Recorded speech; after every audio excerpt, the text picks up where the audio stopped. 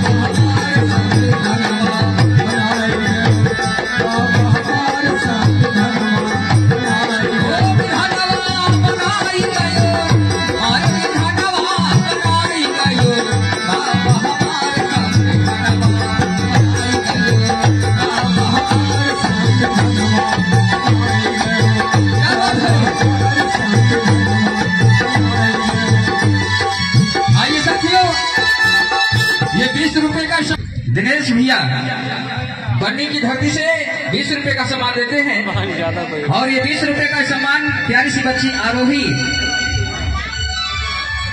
और ये 10 रुपए का सम्मान प्यारा सा बच्चा राज की तरफ से। बहुत बहुत धन्यवाद उन प्यारे प्यारे बच्चों को। बड़े भैया का आशीर्वाद हमेशा चाहते हैं।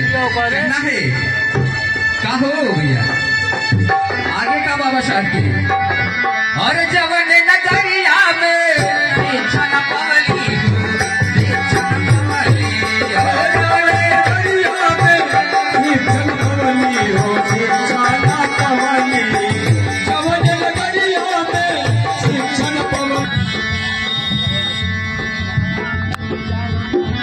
और ये 50 रुपए का सम्मान हमारे बड़े भैया भगवान दास बन्नी की धरती से बहुत बहुत धन्यवाद देते हैं। बड़े भैया का हमेशा आशीर्वाद का आभारी रहेंगे।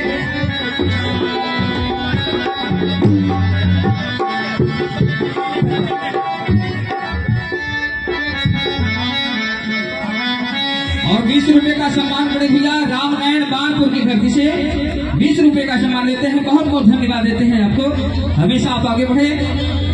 और आइए कमेटी के तरफ से जो भी योगदान हुआ कमेटी को रोदल प्रसाद और आप हैं चाचा जी खरका राम मिलन खरका की धरती से 20 रुपए का सम्मान देते हैं। बहुत बहुत साधुवाद। आप हमेशा स्वस्थ रहें। रोदल प्रसाद प्रधानाध्यापक ग्राम देवकली आपकी तरफ से कमेटी को 500 रुपए आता है धन्यवाद के तौर पर। हमेशा आप आगे बढ़े, आपकी यश कीर्ति आगे बढ़ती रहे।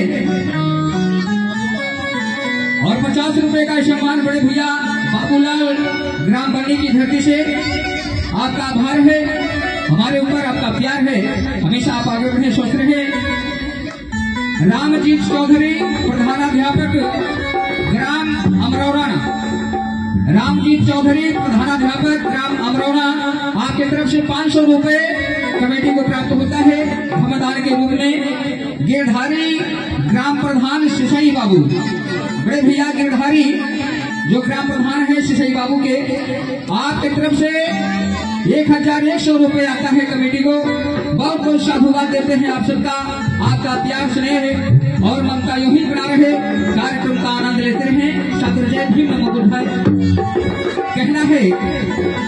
मास्टर साहब और बाबा साहब ने क्या किया कि जवन नगरिया में पढ़ो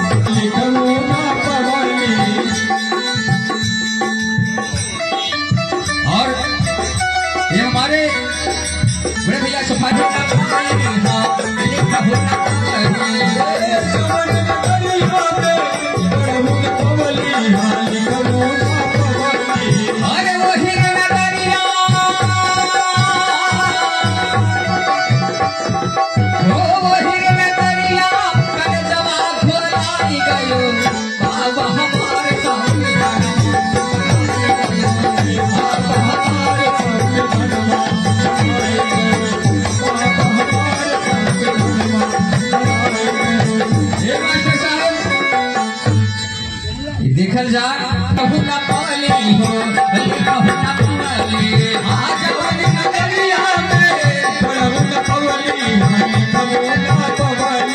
अरे वही नगरिया में जवा खोला गए बाबा हमारे सामने बाबा हमारे सामने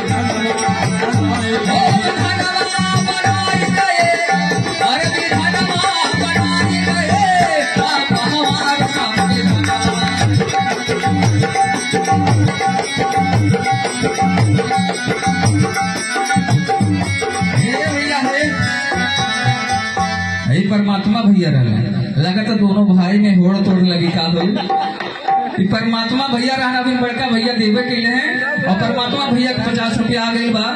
आशीर्वाद बहुत बहुत धन्यवाद भैया जी को, आप हमेशा आगे बढ़े। लेकिन ये परमात्मा भैया इतने समय का